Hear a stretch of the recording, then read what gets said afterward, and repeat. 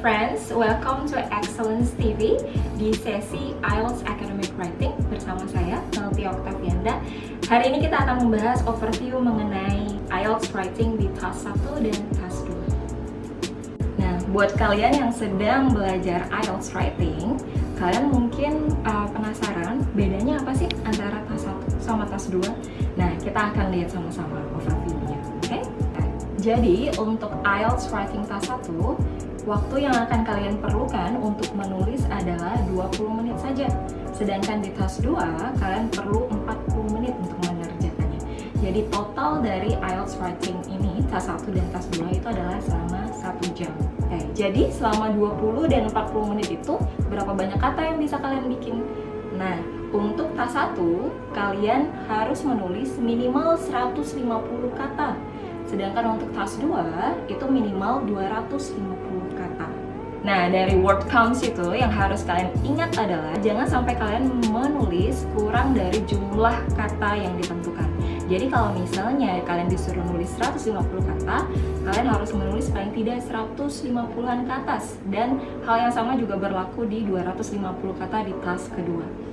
Kenapa kalian tidak boleh menulis kurang dari jumlah kata yang ditentukan? Karena kalian akan dapat pengurangan nilai atau penalti jika kalian menulis kurang dari 150 kata atau 250 kata tersebut. Nah, what kind of questions that you will get from this IELTS writing test?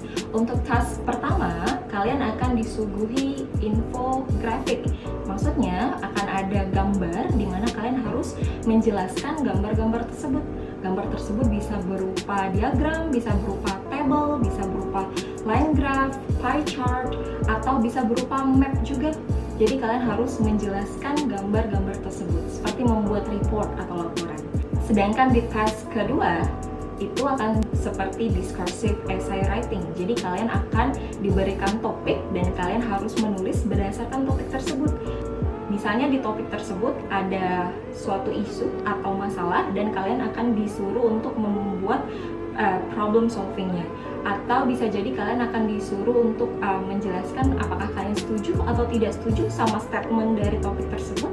Atau bisa juga kalian disuruh menulis mengenai advantage atau disadvantage. Yang terakhir adalah mengenai assessment criteria. Jadi kalian harus tahu kira-kira kalian diharapkan untuk menulis esai yang seperti apa. Untuk TAS pertama, assessment kriterianya ada task achievement, ada lexical resources, ada coherence and cohesions, dan yang terakhir adalah grammatical accuracy.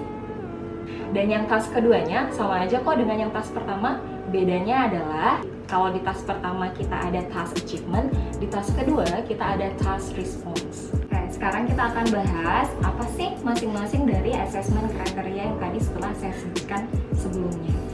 Seperti yang tadi saya katakan bahwa antara TAS 1 dan TAS 2 yang membedakan adalah bahwa di TAS 1 ada task achievement dan di TAS 2 ada task response. Task achievement itu dimana kalian bisa menulis sesuai dengan factual information yang ada di dalam soal tersebut. Jadi kalian akan memberikan key features-nya, informasinya, apakah sesuai dengan data yang diberikan di soal.